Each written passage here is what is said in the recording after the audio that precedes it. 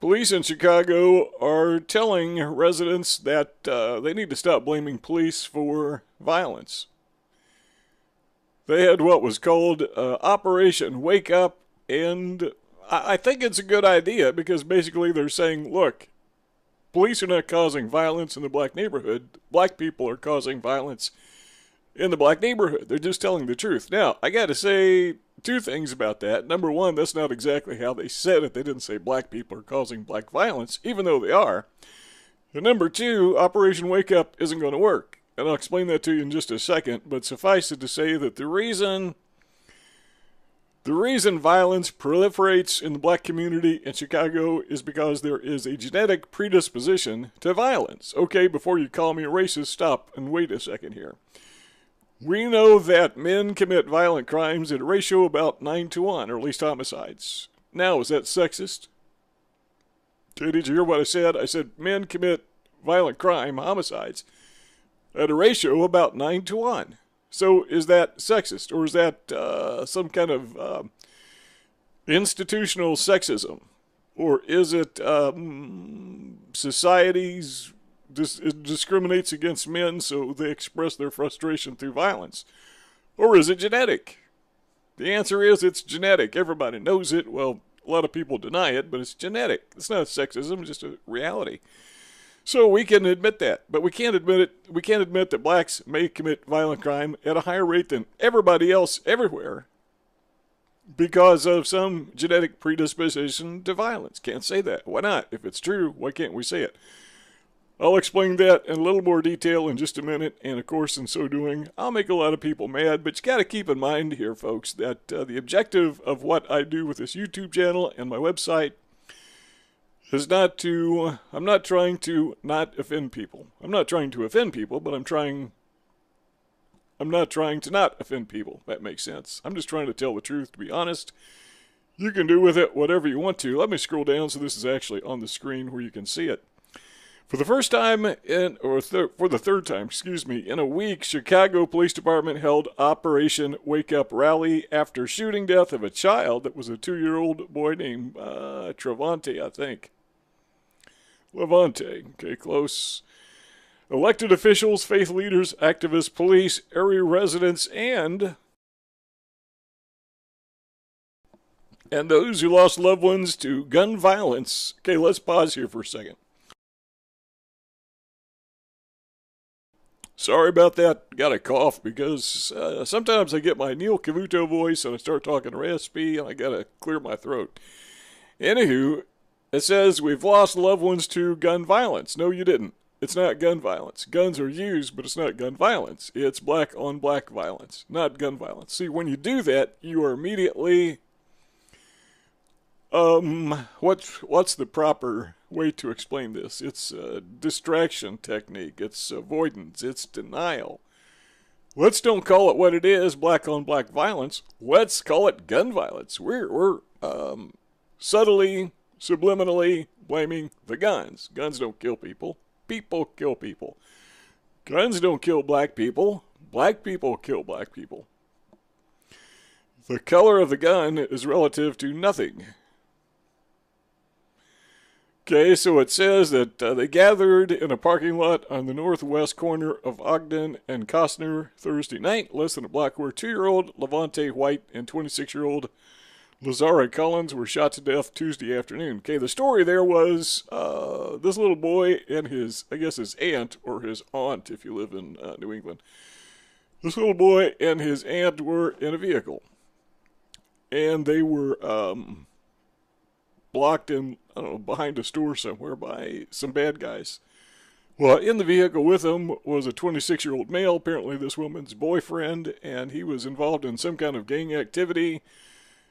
And the opposing gang opened fire on the vehicle in a hail of bullets and killed a little 2-year-old boy and the 26-year-old. Well, the woman was shot in the stomach, but she managed to get out of the car, turned on her,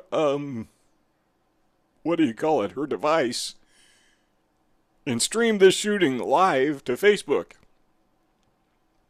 And the point police are making here that police didn't cause this. You people did it. But then they've got the audacity to refer to it as gun violence, or at least somebody does.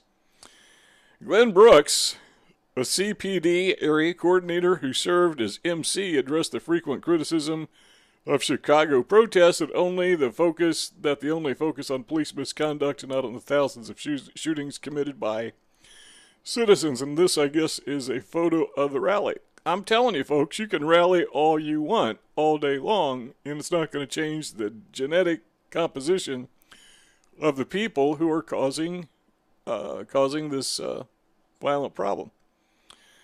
Okay, let's take a look at a couple more things here. First of all, let's read this paragraph. Here's a fact. When it comes to violence in our children, there is no side. We're all on the side of righteousness and justice on this. Nobody wants to see death and destruction visit upon their families, their neighbors, and their communities. That's very true. It sounds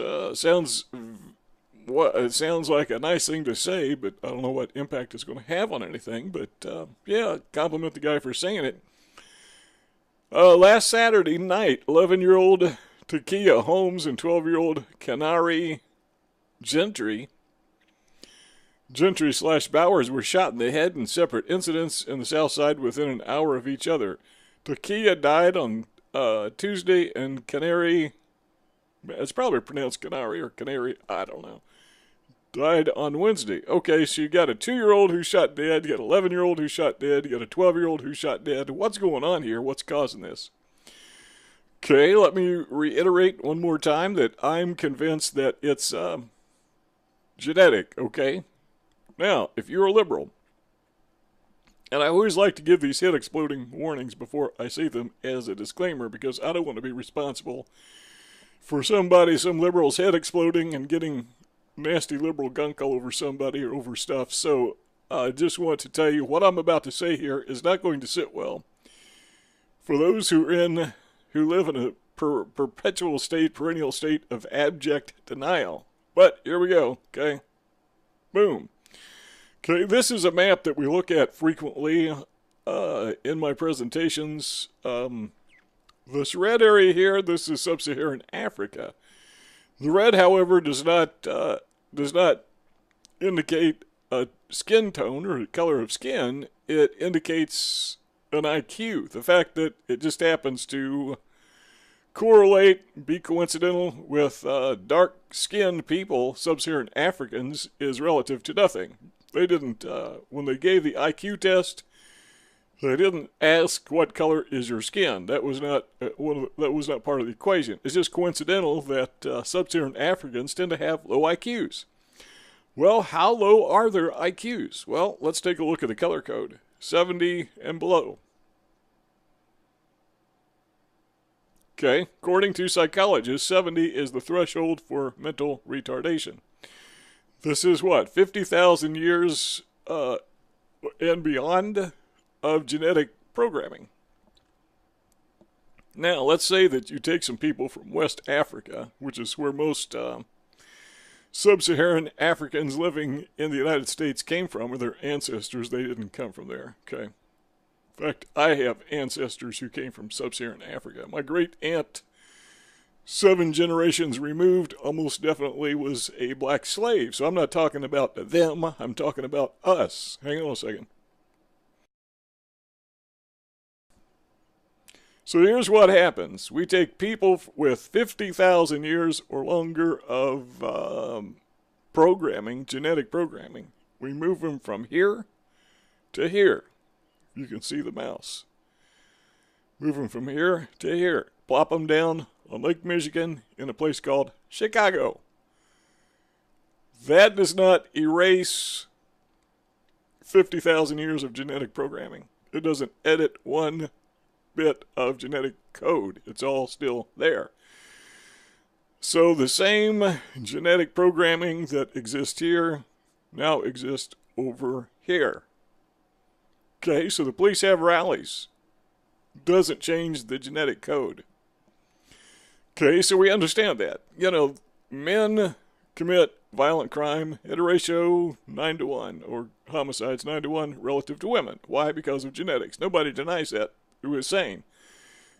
Why do we deny it when it comes to race when it is so very obvious?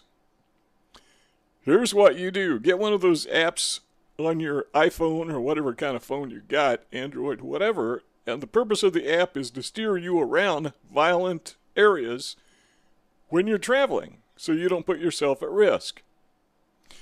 Coincidentally, it also steers you around, guides you around areas that are really dark orange or red. That is, black communities in the United States.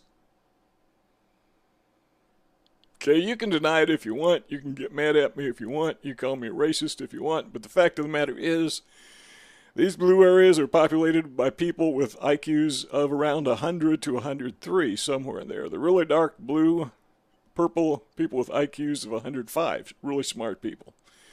So what we have here is not an economic disparity, but we have an intelligence disparity that manifests itself as an economic disparity. We have a IQ disparity, a genetic disparity, that manifests itself as a violence disparity. That's why those little apps steer you around black neighborhoods. They don't know they're black neighborhoods, they just know they're violent. Okay, it's not genetic. What is it? It's societal. It's, well, you know, if their parents were behaved. Look, go back as far as you want in American history, and there has always been a problem with extreme violence in black neighborhoods. You can't just try to explain it away. It can't be done. Well, you can try to do it, but it can't honestly be done. If you like this video, give us a thumbs up. Don't forget to share this on social media. Also, we encourage you to subscribe to our YouTube channel. There's a little round button in the lower right-hand corner of the video. If you click on it, you can almost instantly subscribe to our channel. Also, leave a comment in the comment section below. We would like to know what you think about this video. And I know what I talk about is controversial, but I'm not trying to avoid controversy. I'm not trying to not offend people. Not trying to offend people, not trying to not offend people. I'm trying to be honest, because cultural Marxists tried to steer our thinking in a very defined, narrow paradigm that fits the cultural Marxist narrative. And I'm saying the narrative is stupid. The paradigm is wrong. It's a wrong diagnosis, and consequently it's a wrong prognosis. You know, I'm glad the police are having these rallies, but they're not going to solve anything. They were doing this back, I'm old enough to remember they were doing this stuff back in the 1960s. So here we are, 50 years later, it hasn't solved anything. Why? Because the genetic composition is still the same. So the police are getting a little bit warmer. They're saying, look, community, it's not the police, it's you. But you notice they're still saying it's gun violence. No, it's not. It's black violence. Guns do not cause violence. How to subscribe? Click subscribe. Click the bell. Check the box. Save.